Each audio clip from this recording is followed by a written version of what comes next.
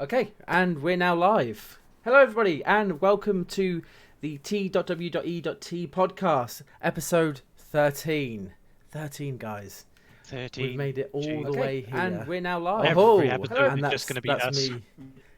Sorry, I've just heard myself on my own stream. What a fool. See, that's how much of a professional I am. Rookie mistakes. Big mistakes there. It's going to do it again. No, it's not. I've muted. Right, okay. We've got the professionalism out of the way. So we're now live. We're now here. And we're here to talk about the Xbox reveal event. I've called it so many different things on the way to this. But it happened just 4 days ago. And yeah, it was really interesting to see, especially after the PlayStation 5 reveal. And everything that they kind of did there. And I think there's going to be a couple of mixed opinions across the board, especially between me and Roost here. Yeah, I feel like the whole show in general, including a lot of the games, are definitely going to be a mixed opinion within the community. I don't feel like there was really anything about the event that was just perfect, that everybody will love. I feel like it was a very two-sided event. Some people will have loved it, some people will have hated it. Mm-hmm. In contrast to their previous event where everyone just sort of went, what the fuck was that? Yeah, that's very true. I think they did a lot better than their original event, the first one. But the problem is you need to find that fine balance. So if you do something really poor, you've got to do something really good to kind of counter and cancel that out, if that makes sense. Yeah. And I think... I don't know. I just didn't have that wow factor. Now Leachy's been really great with this one, and he's only watched the Halo section of it. I saw what I needed to see. Oh no, there was a lot more. There's some really interesting stuff coming out. We're definitely going to talk about in this podcast, and I'm really excited to talk about some of them. But we are going to start with the main event, which was Halo. I mean, oh yeah. The gameplay reveal stuff was really good. I know. It was really good. It was really exciting. It was really great to see Chief back in action, and I got exactly what 343 were doing. They were going straight in, and they were really focusing on kind of trying to bring it back to Halo Combat Evolved, and the whole sequence that they showed was just bang, Halo Evolved, nostalgia, just everything kind of flying back. But I also like the fact that they've tried to incorporate the Banished into the game as well and into the story. And oh yeah, that's great. The Banished are a pretty good sort of bad guy. They're a good group. I definitely feel like the Banished is going to appeal to people as a potentially sort of a replacement to the standard Covenant that we obviously know from the first two games, over the shit show that was all this Promethean crap we got in 4 and 5. Like, don't get me wrong, in 4, I think the new Promethean enemies had the potential to be a really cool, interesting addition. I just kind of felt they focused too much on them essentially replacing the Covenant as like the big bad guys of the franchise. And they just didn't feel the same as the Covenant in 1 and 2. Like it just they didn't click the same. Whereas obviously we've had a little bit of gameplay and that's it. So all of this could change when the game releases. It might release and be complete dog shit for all we know. But I feel like the Banished definitely has a hell of a lot more potential to be liked as much of the Covenant was, whereas the Prometheans never had a chance. What about Halo 5's incorporation of the Prometheans? Just Wood and Eternal. Stir that pot. Yeah. So the Warden Eternal, the Warden Eternal, that other time where you fought the Warden Eternal, and let's never forget that time you fought 2 of them. I mean, come on, it was 2. The first time was like, here's a really cool new like big bad enemy for you to fight, and it's especially on Legendary, it's quite a fucking struggle. But then, here he is again. Like the progression of Halo 5. Look, there's 2 of them, and it was just. The progression of Halo 5 really did just sort of go, oh damn, this Warden Eternal guy, this guy's cool as fuck. Wow, that was a pretty interesting encounter. And then the first fight is like, oh, that was a tough fight. He was a pretty good. That was like quite early on. I can't wait to see what else the game has in store for me. Oh, it's him again. And oh, he's all the game has in store for me. Again and again and again. And every time you fight him, you just feel like it's almost like he was losing personality and design. It's like every new encounter with him was just like, oh, shut the fuck up, you Cortana simp. If Cortana had an OnlyFans, he'd be the longest subscriber. Oh, big time. Like the whole point of his character is at first he seems a little bit like, I want to kill you, but Cortana likes you, so I kind of respect you, but stay the fuck away from my blue bitch. And that's it. The rest of the game is, I said stay away from her. I said stay away from her. I said stay away from her. That's the rest of his appearance in the game, is him popping up and being like, dude, stop going after Cortana. And just that's it. That's the word. No, you can't take that character seriously. You really can't. I kind of get what you mean. I still, you know what, I haven't played Halo 5 actually. I still something I need to do just to continue that story. Halo 4 left a really bad taste in my mouth because of the whole thing you've already touched on, the Prometheans and all those kind of problems. And they tried to kind of take that story arc in a completely different perspective, which just didn't, for me, it didn't fit properly. And then I've just heard so much shit about Halo 5 that I'm just like, okay, I will play it. Put it this way, this will probably put you off 5 even more, because please don't, because I really need to play it before. Controversial opinion here, Halo 4's campaign isn't terrible. Its multiplayer is far too COD, and so the whole game in general gets so much hate. But I feel like the Halo 4 campaign gets slept on a bit. Like, yes, the Prometheans, not a fantastic addition. But as far as writing goes, maybe not necessarily to the overarching story, but with emotion and character progression, Halo 4 did that so well. The relationship between Chief and Cortana throughout Halo 4 was the best amazing. Absolutely amazing. The emotion they put into Cortana was like nothing we've ever seen, especially towards the end when she splits herself into, I think, 7 pieces, and she gets really sort of emotional and sentimental with Chief, telling how she, can't come back with him. But also Lasky throughout the Halo 4 campaign, he has this amazing story arc where, like, at first he's a kind of likable character, but you see his progression on the Infinity, and he just becomes more and more badass, more and more just like, I really like this Lasky guy. And then even at the end, after Cortana, he's kind of there for Chief. He has a couple of good conversations with Chief, and you can even see the Master Chief himself has got some kind of connection to him, some kind of relationship with him, and their progression of respect for each other has grown across the story. And then all of that just goes out the fucking window for 5. That was the only thing that I feel like made 4's campaign bearable and actually kind of good, was the character writing, not the story writing. And then they just took a fat fucking shit on that and made Halo 5, and just it all went to shit. Yeah, do you know what I think it could be? I think it's them trying to overcorrect themselves and tripping over that overcorrection, because 4 wasn't very well received at all. I mean, let's face it, you're following the likes of Halo 1, 2, 3, Reach and ODST. Like, all of them are amazing for their own reasons. ODST took the entire kind of narrative journey in a completely different way that people loved. Reach was fantastic.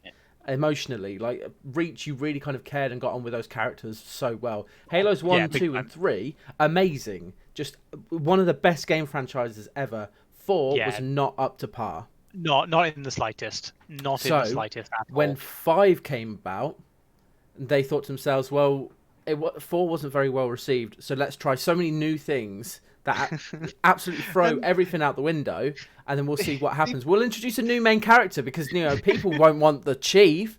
Look at how Reach did. Reach did really well without the Chief. Like, okay. Sure. It's like they threw out like the only thing that Halo 4 did well, though. And they did that worse than any Halo game has ever done. There is no personality, no emotion, no sort of character progression feeling in Halo 5 at all. The game just doesn't play like that. Everything just feels so bland, particularly Locke. So I think had Locke not been put in as almost a replacement for Chief, well, I say almost straight up a replacement for Chief. Yeah. They really tried to force him as the main character, not an interesting new character, and he wasn't very well written. He wasn't very sort of fleshed out, and they just put him in your face so much. Locke could, in theory, have turned out to be a really cool character for their games going forward.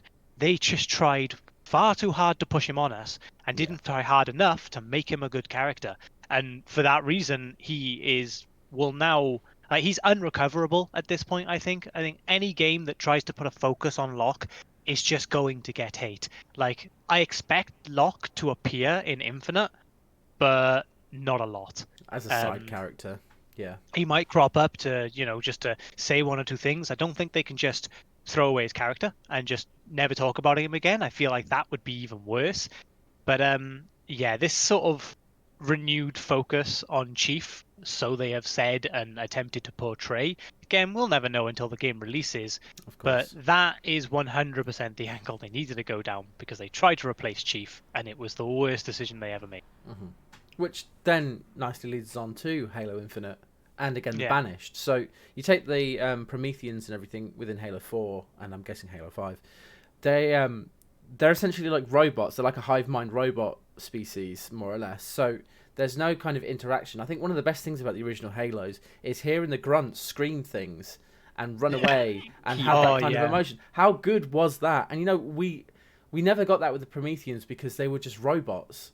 Now, exactly. The Banished are essentially like a separate cultists of the Covenant. So we're going to have all of that emotion back of the grunts running around going, Demon! Demon! Yeah, I feel like it's going to be kind of interesting as well because of the Brutes coming back with a big focus. Like, I love the Brutes. I hated the way that Halo 5 made the Elites feel more like Brutes. It's like, no, that's not what we wanted. We wanted the Brutes and Elites. And obviously, so we've got the Elites with their, they'll scream like the demon and the devil and things like that. But I feel like the Brutes have the potential to be way more aggressive. While we've got the enjoyable jackals and grunts running around going, he's gonna kill us all!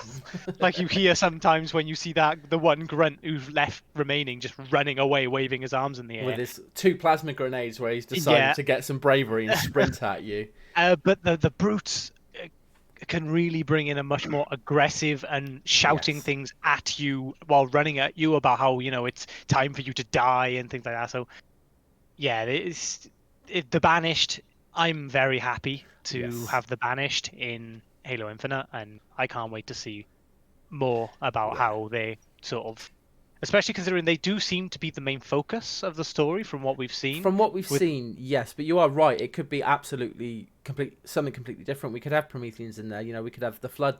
I'm expecting there to be Flood at some point. See, I'm expecting Flood halfway through because they arrived halfway through Halo Combat Evolved. Yes. That was what made Combat Evolved such a ground-breaking, shocking thing with the Flood, is no one expected such a game-changing enemy to only be introduced halfway through your game.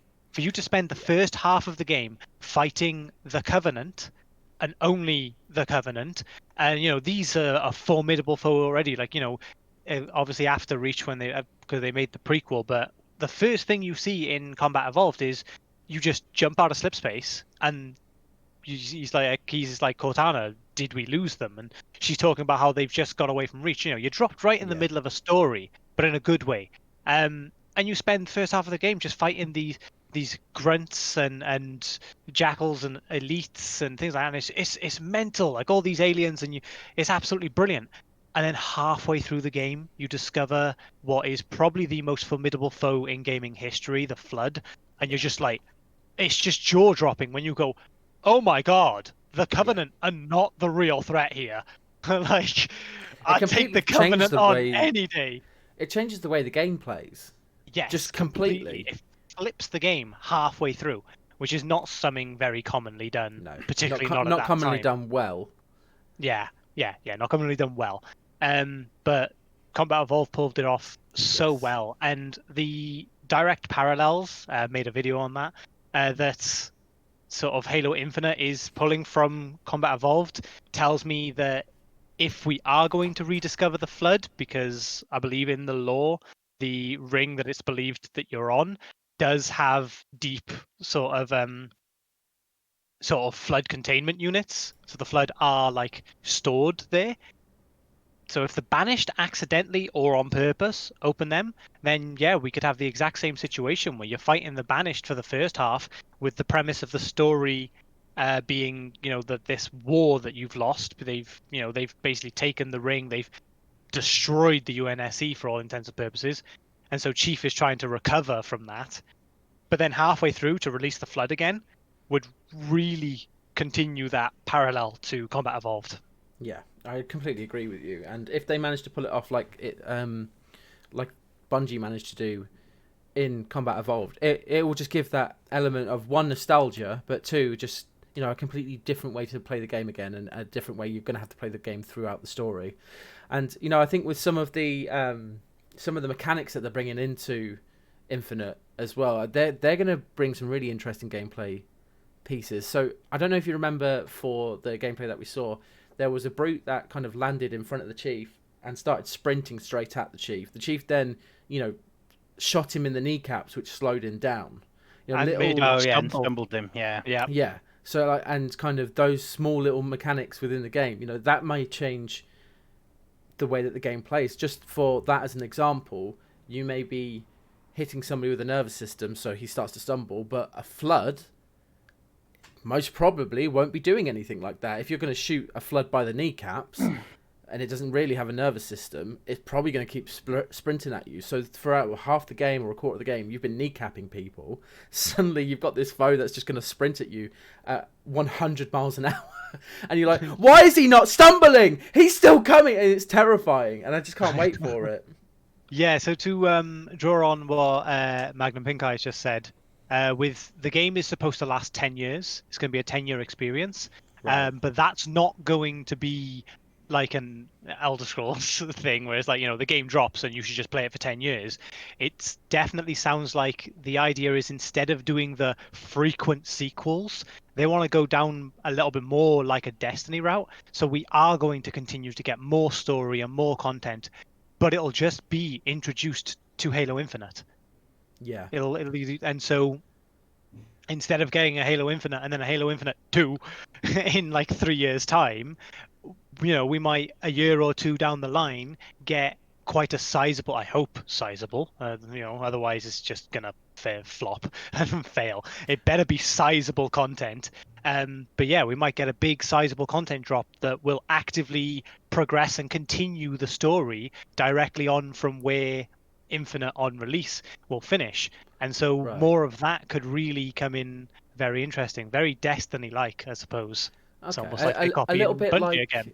A little bit like what they tried to do, I think it was Halo 4, where they kept putting in that extra multiplayer story. The Spartan. Yeah, that's it, the Spartan. Yeah, I feel like more in depth.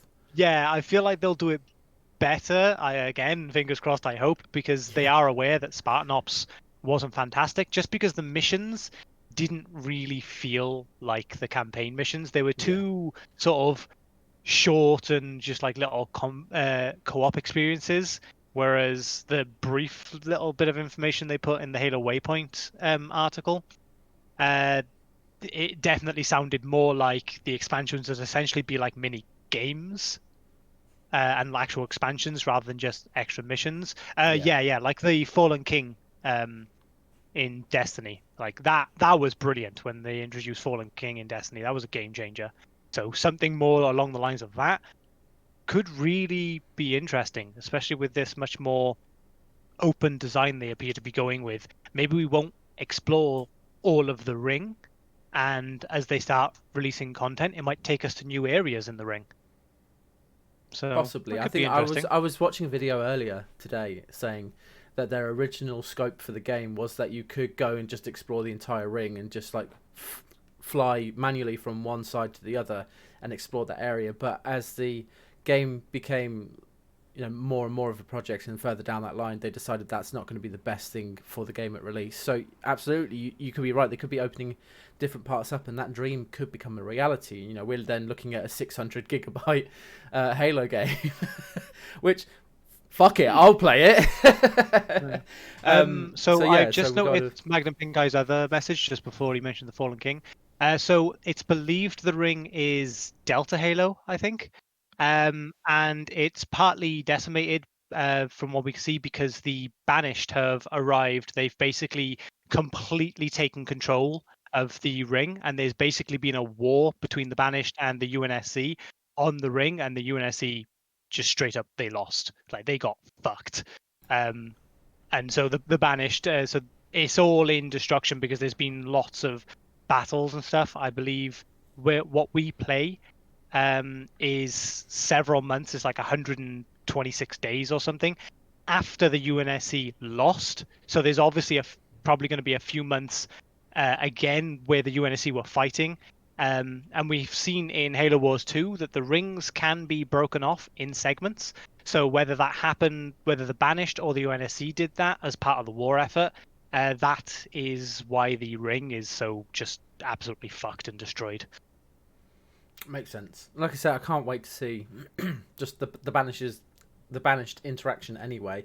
Anybody who's played Halo Wars 2 are already familiar with the Banished and how brutal the Banished can be. So I wouldn't be surprised if it was them that, destroyed that part of the ring because perhaps the UNSC had their main base there and all that kind of information. So it's all going to be foretold within the kind of story for sure. So we just got to wait and see for it, really. And I think this is the most excited I've been for a Halo game for a while. I mean, Leechy, this was the only thing from the entire thing that you watched. What's your kind of view? You've been playing Halo a lot recently, so. Yeah, so Master Chief Collection came to PC, and I was just kind of like, like Halo for me, I think it had its heyday. But the other night, I just decided to give Reach a go because it came to Master Chief Collection a lot later. So I'd never actually played through Reach as part of the MCC, so I thought I'll get it done for the sake of the completion or whatever. Mm-hmm. And I don't know, man, it just kind of reignited my love for the series. Like, Reach was such a good game anyway. Yes, it was. Oh, yeah. And to have gone back and played it a lot smoother experience, and also being older gave me a much bigger appreciation for the story and what was actually going on than when I played it as some pleb in college, basically.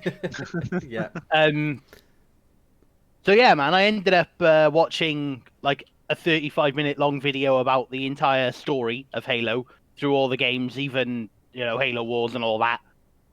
And then I was hyped for Infinite, but we hadn't really heard anything, so I was just sort of like, I very much I need to see something to really be hyped for it, I guess. Yeah. But yeah, like unfortunately, I was in work, so I couldn't actually watch the full Microsoft thing live. So I ended up about an hour after it premiered or whatever, I watched the 8-minute campaign demo that they showed, and just oh my god, like it looked so good because I really liked 5. Its campaign was lackluster, as everyone knows.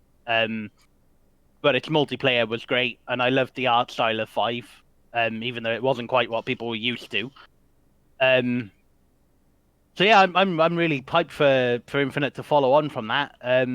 I've heard it's a weird one because it is a successor to 5. It does follow from the story that 5 played out, but it's a spiritual reboot of the series, and also it's going in a whole new direction, it seems. So it's a really weird one. I think it's gonna be a bit of a test for 343 to see if they can pull that off. Yeah. I'm hoping they can. Like, I'm seeing a lot of people that have already written them off and have already turned around and said that the Batman game stories are great. The Arkham games, and it's their head writer and design director who's doing it. So they scrapped the guy who wrote 4 and 5. Yeah. Fired him. And now we've got the Arkham writer, and he is a very good The Arkham story games are writer. actually. I'm not a Batman fan. Neither am I, but I am aware that the stories are fantastic. So if it can be done, he's probably one of the people who can do it. It's good that they're bringing the right people in, for sure. Yeah, 100%. For something like this, like it feels like this could be the last chance for 343, for sure. Big time. And if they had to bring the right people in, and you know what, narrative is one of the most important tools to keep somebody playing a game. I mean, you take the likes of The Last of Us. The Last of Us, there was nothing groundbreaking in terms of its mechanics. Its mechanics were, pretty much taken from a bunch of different games. It was the story. It was the narrative. It was, that's what kept you going, and that's what made people love that game. So having a really important story, a really intriguing story that's going to keep people coming and coming and coming, and just going from there, that's in some ways a lot more important than sometimes some of the game elements. Because of course you got to make a game fun anyway, so you can't just have a fantastic story but the gameplay is like absolute garbage. So you've got to find the happy medium. Yeah, but a narrative is just so important, and if they've got the right guy in, that's a really really good thing, and I'm really excited to see that. Quickly, before we move on to Halo, I wanted to go over, because we did this with the PlayStation reveal stuff as well, and we did this when we were discussing Assassin's Creed, is that graphically it looked terrible, but the reason that it looks so bad is because it's actually running on the older gen console. Actually, it's not even running on a console, it was running on a mid-range PC spec, and I think the gameplay was about 6 months old or something like that. There was something said that it was potentially the build was from January, so a lot of the things that people are saying, the game's release in a couple of months, they ain't got time to change that. It's potential that those things have already been changed. For me, I mainly felt like the issue with the graphics was the lighting. I honestly don't like the color palette of the game. Loved it. They've gone for really flat, bright colors. That as you'd expect from like toys, a structure. Simply put, it looked like toys. But Halo's always looked like plastic toys. The people who were trying to claim it didn't, obviously haven't realized that they're also the people that complained Halo 5 looked too realistic, and Halo's never looked real. It's had an art style, and they've gone back to that art style. The problem was everything was too flat when it came to the lighting and there could have been a bit of extra detail on the texturing and a bit of extra lighting, and it's very, very plausible that may have already have been done after this showcase was made, because this showcase was originally made with E3 in mind. Months ago we found out E3 was cancelled. So if they had made this with E3 in mind, that means they made this before E3 had officially been cancelled, which was several months ago. And that's it. And that's something that people are definitely going to have to get realise that that's not what it's going to look like. I am fucking terrified of those little bastards. They made the game. They started doing that in, I swear it was 3 that they started doing that, and I loved that. Because the first time, you never expect it, and suddenly one of them just gets his plasma grenades, cocks them both, and just goes, ah! And runs at you, and you're like, what is happening? And suddenly, you've got that third-person death cam of you flying across the terrain. That was perfect. Grunts are the best. They are the best. They're so funny. But we could sit here... Did you ever play with the cowbell skull on? No. It amplified explosions. But the problem was the graphic of the explosion was the same. It was just the one animation of an explosion going off, but the actual radius it could kill you was amplified. That coupled with the Grunt's birthday skull. I remember that one, yeah. Yeah, where the grunts explode when you kill them. Yay! Me and Rooster tried legendary campaign with those 2 skulls on, and what a nightmare! It was hilarious. Like, it is both one of the biggest aids because you can kill a grunt and take out an entire squad of enemy, but also the biggest hindrance because you get stuck in a corridor with a couple of grunts. They get launched. The grunt that's just died gets launched at you by the grunt you previously killed, and his flying dead body then blows up. It's the most terrifying shit in the world. And now they've added flying, exploding grunts as just part of the game. Only now they're living when they're flying at you. Oh, I can't wait. I really can't wait. But guys, we could seriously talk about Halo all day. And yeah, we are like halfway through the we're, podcast. And we're 30 minutes in and we've only talked about Halo. So I want to briefly move on because there were some other fantastic games that were announced that I really want to talk about. And we started from the beginning, but I'm going to jump straight to the end, to the last thing that we were shown. And that was Fabled. There's another Fable. There's another Fable. So the best part is the fact that it appears to be a reboot to the series as well. Yes. So I'm so excited. I'm quite happy that one of my sort of predictions that I've been making has come true, because I was looking into Playground games quite recently because, as you guys know, I had applied for them, didn't get the job because, you know, I'm shit.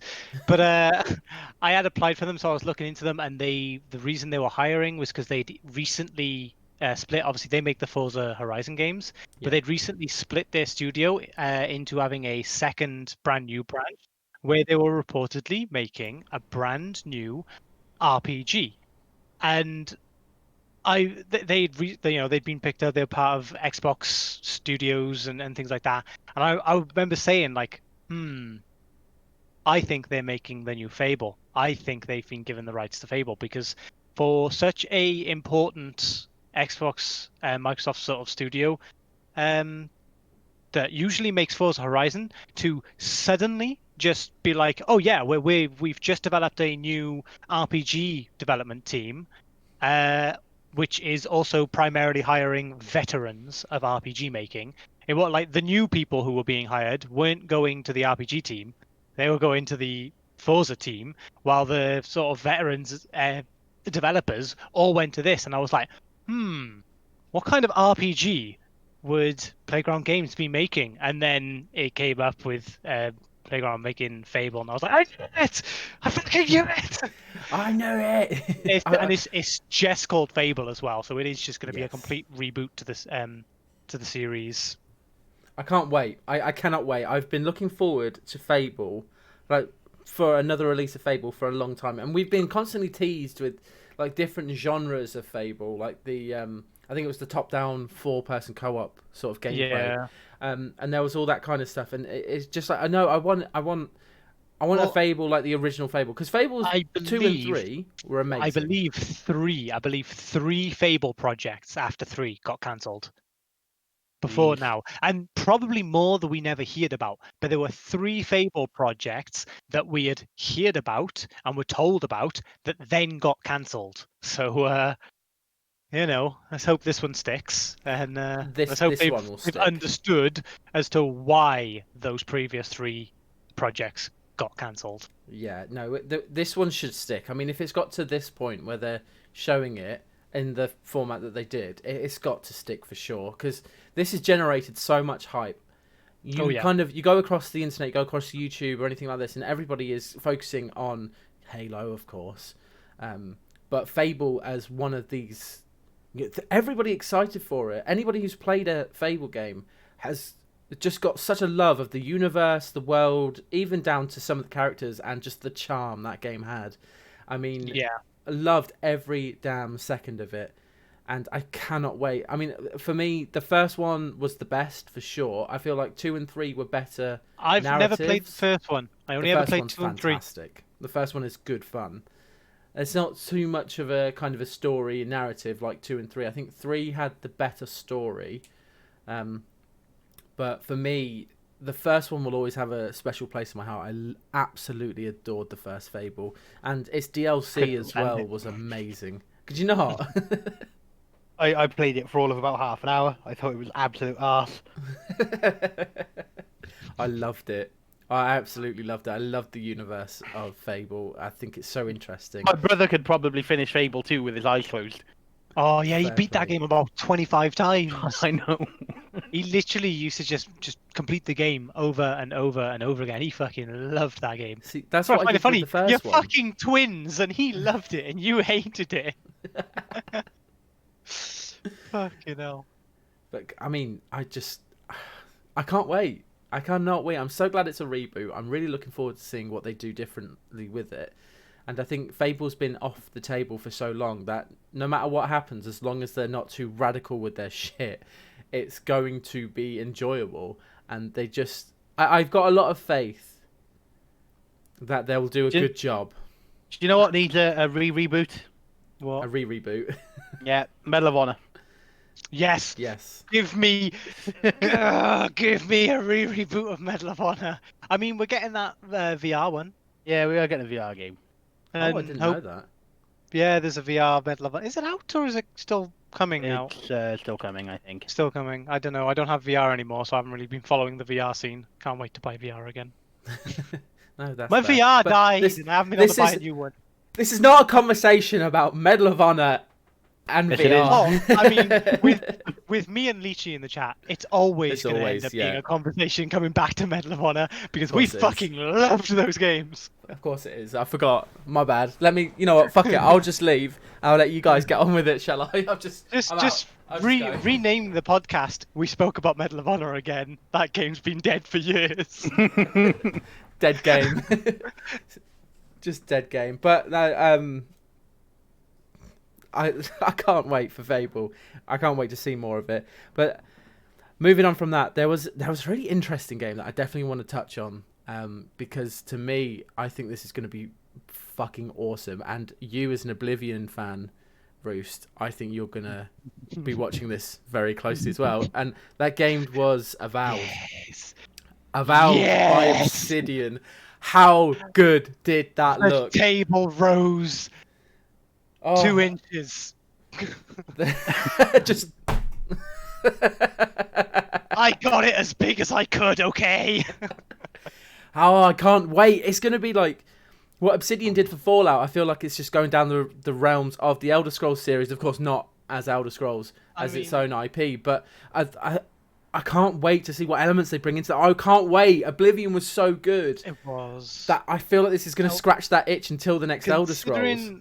Considering we didn't get any Elden Ring news, so I am Yeah. still progressing further into Hollowing. Yeah. It was definitely refreshing to see Avowed and at least have that sort of tickle the same, like, you know, scratch the same itch kind of thing, and just be like, ooh, quite a dark fantasy game. This looks good. And we only saw a small glimpse of it, but Obsidian Yeah. make just such good RPGs, and that looked interesting. I believe it's in the... I might be wrong here. I think it takes place in the Pillars of Eternity universe. I'm not sure. I'd have to research that to I'm not see. sure, but I know it's based within a currently established universe. It's not a completely brand new universe. It's a new IP, but I think a sort of a top-down isometric RPG, one of those. It's based in their Right. universe, so that'll be kind of interesting. But It will be, and it'll be interesting to see as kind of as Magnum Pinkai has just put there. You know, he says that it's desperately.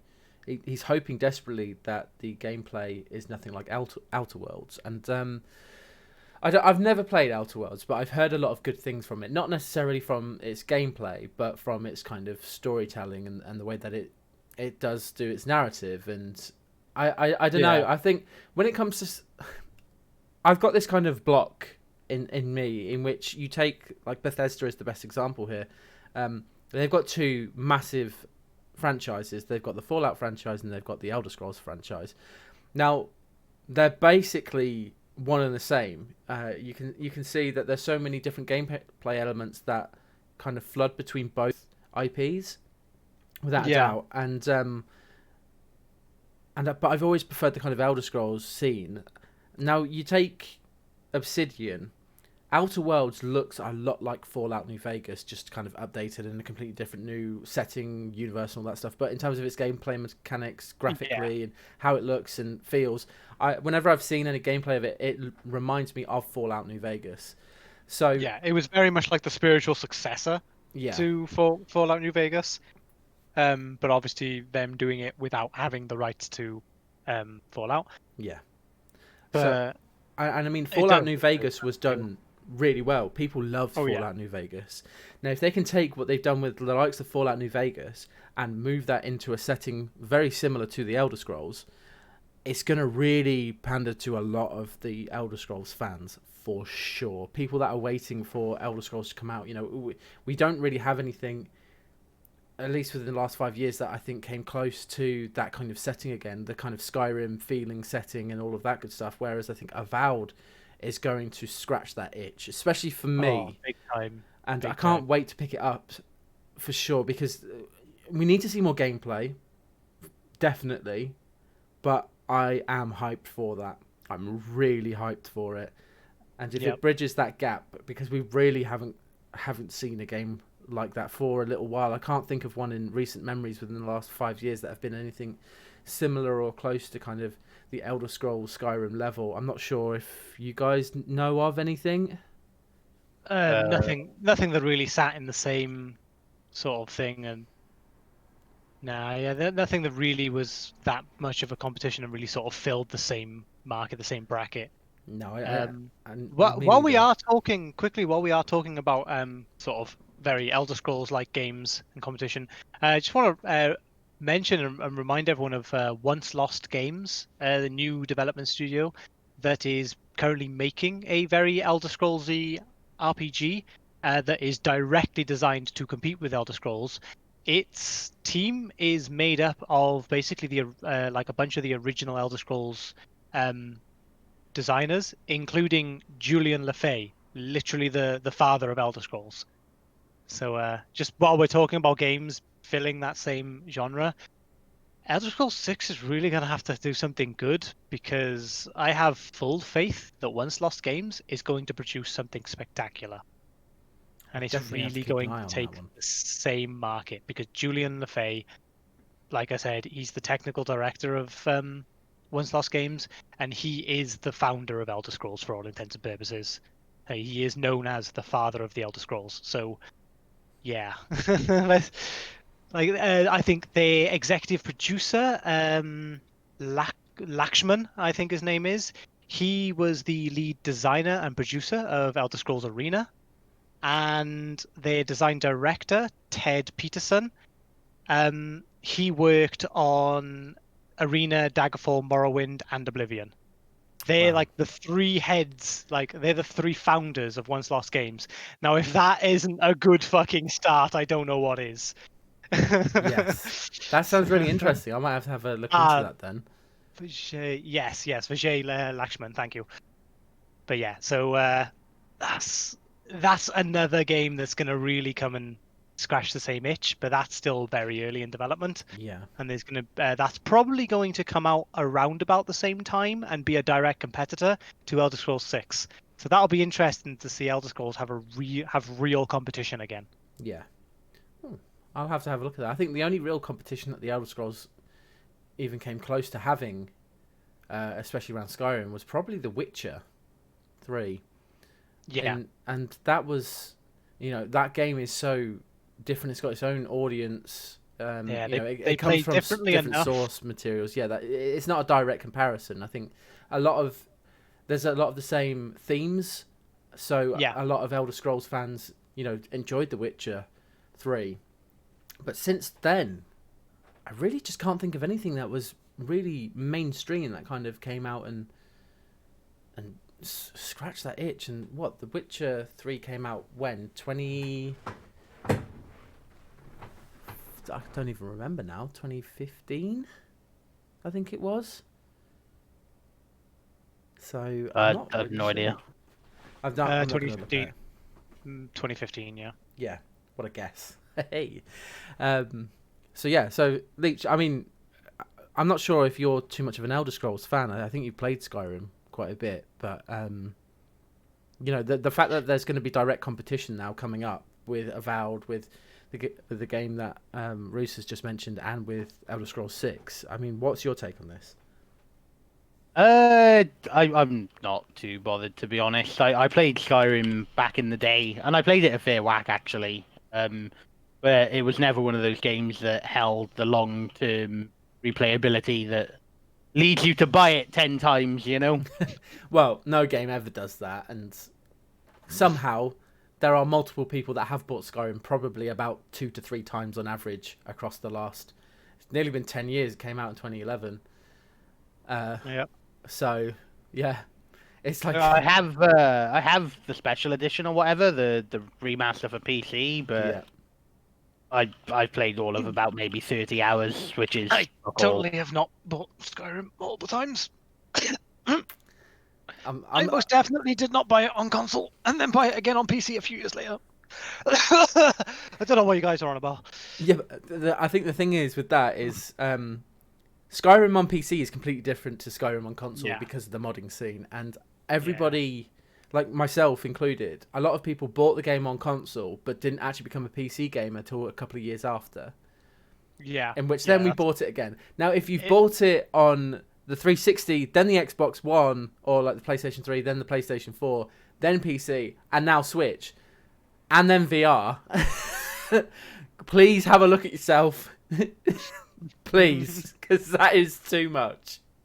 That is too much. Yeah. But...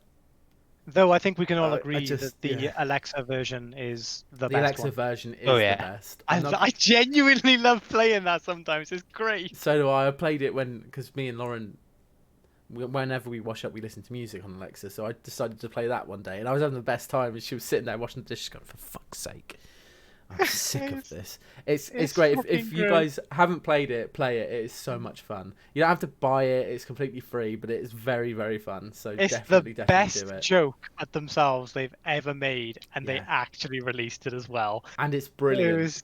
It was amazing. I think that was it for kind of the big hitters. I think the new Warhammer 40k games trailer was fantastic. That looked really good. If anybody's a big fan of the Warhammer 40k series, that's going to be a really interesting one to see. It didn't show any gameplay. It was all just cinematics, and I'm wondering how they're going to do it. If they do it in the classic kind of format, or if they're trying it, because the good thing about the Warhammer 40k series is they always try to do things across different genres. So there's a lot of different... So you've got like the classic strategy, then the total war strategy, and then they did do an FPS version, or like a Gears of War styled game. So it's going to be interesting to see actually what genre this game is going to be. And its trailer was just fantastic. Then of course, as Pink Eyes just said, the State of Decay looked good. I quite like. Again, that one wasn't a gameplay. That was just like the initial cinematic announcement. But I haven't played a whole load of State of Decay 2. But what I did play, I do enjoy the game. It is a pretty good game. When did that release? Because I felt like it only released within the last year. Yeah, it wasn't that long ago, was it? State of Decay 2? Yeah, I'm pretty sure it was only within the last year to 2 years. It just feels a bit strange. I wonder if this is an announcement trailer and it's like going to be set to be released in 2022.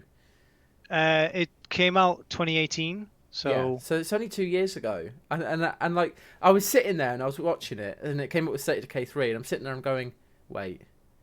I'm pretty sure the most recent one only came out a couple of years ago. Is this a DLC pack? Is this a sequel? What is this? Because it feels like it's too short to release it again. Are we going down the fucking FIFA and Call of Duty sort of line here? What is happening? Somebody please explain. Between 1 and 2, there was 5 years. Yeah. And now it's been 2 years, so... Are we going to get State of Decay 4 in like 2023, 2024? I think State of Decay 3, realistically, should be another year away if we want it to have a pretty reasonable development time. Yeah. We have to see kind of what they do, because I'm concerned that they're just going to rehash the mechanics of 2. Yeah. But then...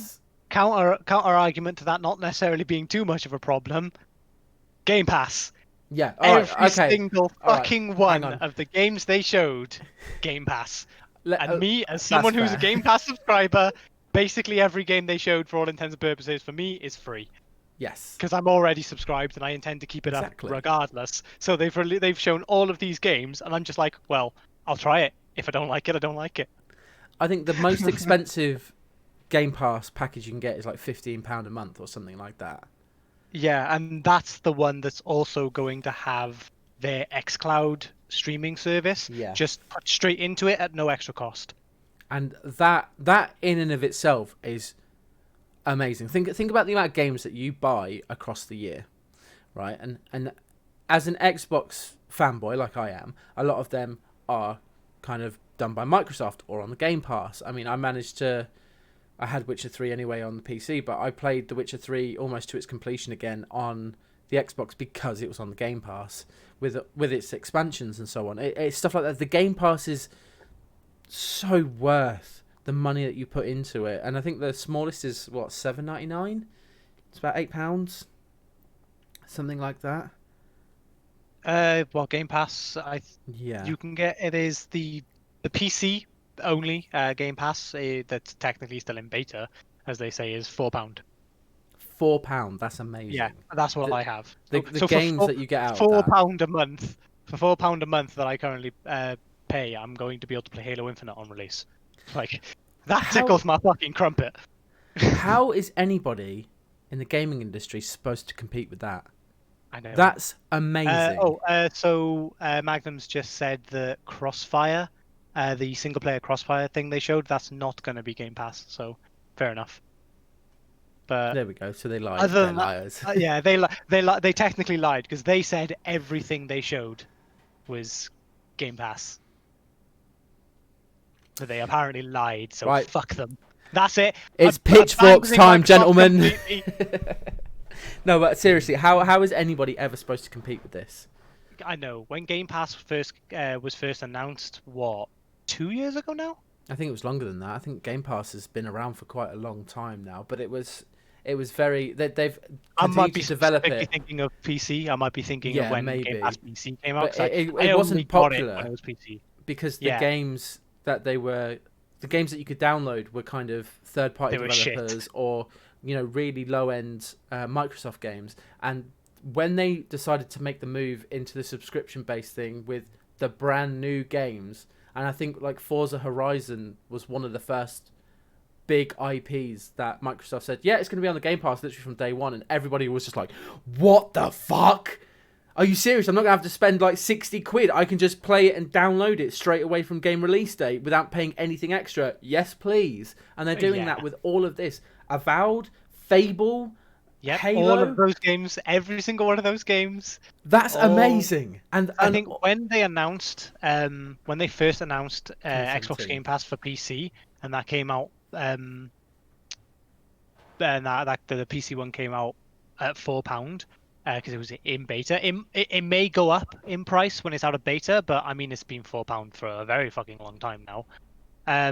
That came out, I got it straight away just because of what was on there, and I've never cancelled the subscription since. Because for £4 a month, the amount of games that I've not only been able to consistently play, but I've tried out so many games that I would never have even blinked at before, because I'm not willing to go spend 15-20 quid on them on a game that I may hate. There's been plenty of games that I've played for about an hour or two and just gone, yeah, not my cup of tea. And I would have been fuming had I gone and spent 20 quid on that. But then that's the thing, I wouldn't have. But for it to be part of the £4 a month I'm already paying, I've played so many little games here and there that are on the Game Pass and just been like, oh, this is kind of interesting. And then there's all these major titles coming out on it as well. It's just, I'm gonna be keeping that subscription up just for the long haul. Yeah.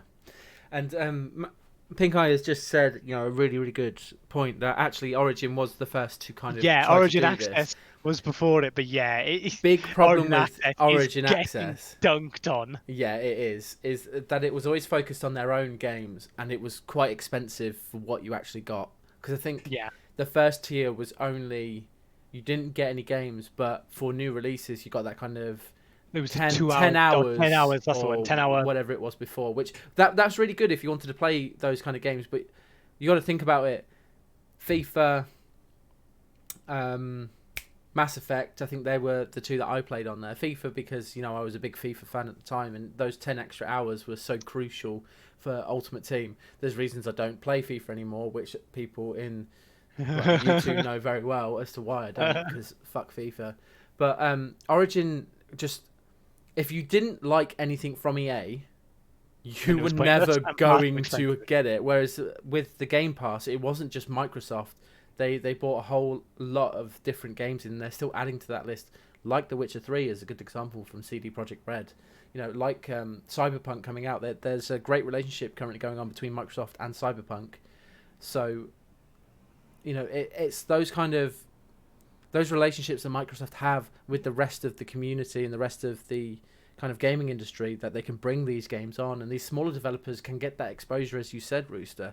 That's what the Game Pass gives, is more exposure, but it's a benefit to you, the consumer, the gamer. Whereas the Origin Access was all a money-making scheme by EA because they're money-hungry fucks. And that's where the complete difference is. I've never heard of that before. I know, shock. Yay? Money hungry? Never. I think that's where Microsoft is going, because they're focusing on the consumer. They're not focusing on stuff like exclusives to, rake up console sales. And people are saying, it's going to be the death of the Xbox. No, it's not, because not everybody owns a gaming PC anyway. and that's it. That's great. Lord Aben giveth, Phil Spencer giveth for cheaper. Yes. Phil Spencer is what he's doing for the gaming industry is unreal. And I can only give the man props for better than the dickhead before him. Yeah. Oh yeah, 100%. I want a Phil Spencer body pillow. That would definitely make me sleep better at night. But I mean, I can't see a way of any other company ever getting to this point in terms of a Game Pass. And Sony have tried it themselves as well. They've got kind of their own Game Pass thing going on, where you can download a couple of their IPs, but they're not the top tier. Like, you wouldn't have been able to get The Last of Us Part 2 on there, for example. Whereas if The Last of Us was an Xbox exclusive, a Microsoft exclusive, then it would be. You would have got because The Last of Us Part 2. All Microsoft Studios games come out to Game Pass. Yeah, which that is incredible. It's like a complete subscription fee. How many people use Netflix, right? Yeah. Netflix is easily the most popular and the top streaming site at the moment, followed by Amazon and I cancelled my Prime Video to get Game Pass. I mean, why not? And that's it. Game Pass is going to be the gaming industry's equivalent of Netflix, because it's the best value for money. It's got the largest library of games, and they continue to add it, and it gives everything a consumer wants. Yeah. I don't know what I want to play at the moment. Let me just have a look at these thousands of games that I can download and see whatever one takes my fancy, and then we'll go from there. Huh? Yeah, that would make sense. Magnum Pink Eye. Fun fact about Netflix, just because I find this absolutely fucking hilarious. Blockbuster turned down the opportunity to buy Netflix. No, I know that. Yeah, Blockbuster decided to not buy them. No, where's Blockbuster and where's Netflix? That's the thing. As tech evolves, you've got to kind of move with the time, and that's where Blockbuster went wrong. They got the option to buy Netflix at fucking piss fucking cheap, and they said no. Yeah, they didn't think online streaming would go anywhere. No, they didn't. They didn't. Oh well. Whoops. And turns out it's that's the I think there's more people that consume television through streaming software than actual live TV now. except for depending on certain things like the World Cup is a popular one, the Olympics, those classic ones kind of across different countries. They're usually higher in terms of viewership, but regular TV, the 24/7 hour TV channels that you can get, they're not watched, and they're not as popular as Netflix or as other forms of media. And even then, it's turned into a tertiary media anyway, because people watching TV don't fucking watch TV anymore. They sit there on their phones, their laptops, their tablets, their computer, and it's just on in the background. And that's the thing. Live TV, in particularly our and the newer generations, has just become background noise. Yeah. I think YouTube started that.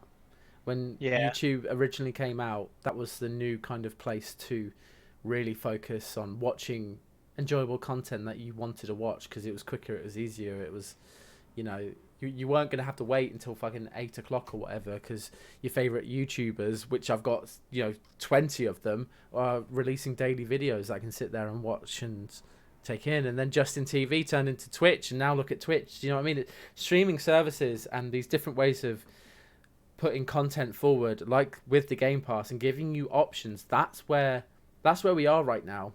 You having those options at free or a low price is where media is moving. And yes, I genuinely cannot see how Microsoft is ever going to be kind of worried about other gaming industries now, because they've they've got it.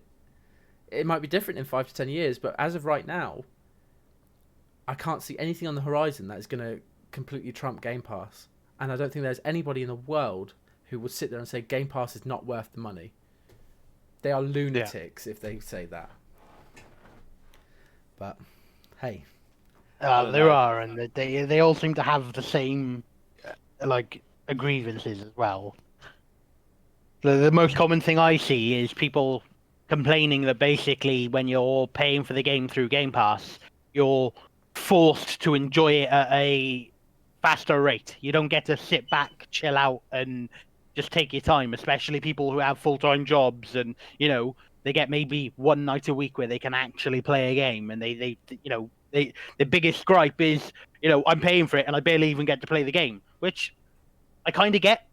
And if you're only really focusing on one game at a time anyway, then just buy the game. Just if you're excited for one game, if you just want to play Halo, just buy Halo. And you can sit there and it can take you 6 years to finish the campaign if it has to. And no issues. That sounds more of an exception though than anything else. And I think I get it. You never ever gonna cater to everybody. It's physically impossible. And there are exceptions out there with what you say. My thing has always been.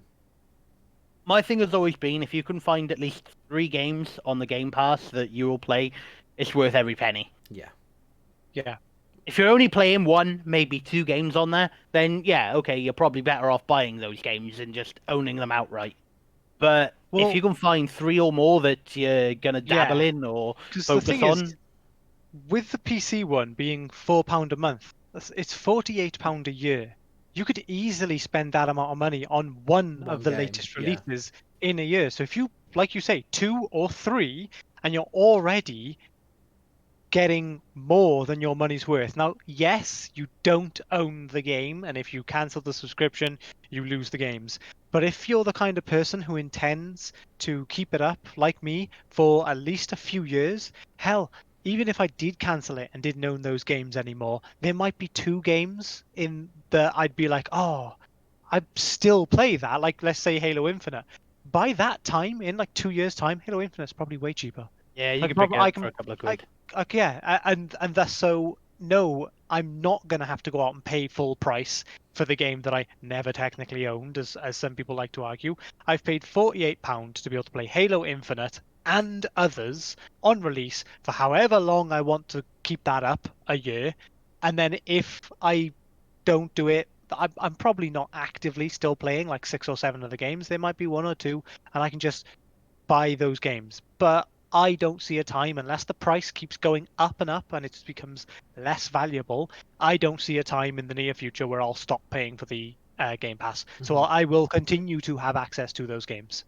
And that's it. And that's bang on. That is completely it. And I don't think there's a lot of people right now, because there's two kinds of gamers at the moment. There's the gamers where gaming is your number one main source of entertainment. The three of us are probably on that spectrum for sure, because this is my main source. We're on of some media. kind of spectrum. We definitely are. Whereas you've got the people who, don't game all the time because they've got other commitments, or that's not their main source of media, and so on. And that's fine. I'm not sitting here saying, oh, you're less of a gamer because you spend less time gaming. That's just absolute bullshit. That's like someone who doesn't watch TV at all complaining that Netflix is stupid. Yeah, exactly. Like, that's the problem. Is if it doesn't work for you, then fair enough. But that doesn't alter its value. Exactly. It alters its value to you. Me personally, the value is subjective anyway. Exactly. Tay has things like Netflix a lot of the time through most of the year, and I watch a little bit of Netflix stuff with her. But I'm not an active TV sort of watcher. I don't watch TV all the time. So something like Netflix would never be valuable to me alone. If I was living alone and not with my partner, I wouldn't have Netflix. I just wouldn't, that's because I don't watch it enough. But that doesn't mean that Netflix isn't valuable. And it's the same thing with this Game Pass. If you actively play lots of games, then it is most likely going to be highly valuable to you. If you literally play the same 1 or 2 games throughout the entire year, then something like Game Pass may not be valuable to you. But it doesn't change the fact that it is valuable. There you go. That's all you need to hear, really. We're going to make you the spokesperson of... down. We're going to make you the We're not going to make you spokesperson now after that. That's career ending. But that's it. I guess that's pretty much our take on kind of Microsoft, the event that happened on Friday, and quite a lot of stuff about the Game Pass. Some really interesting stuff and opinions from both of you as well. And I think this is a really good place to kind of end the podcast for now. So yeah, is there anything else that you guys wanted to kind of go through? Anything from the event itself, or that mostly covers what really interested me? Yeah. No. Okay. Perfect.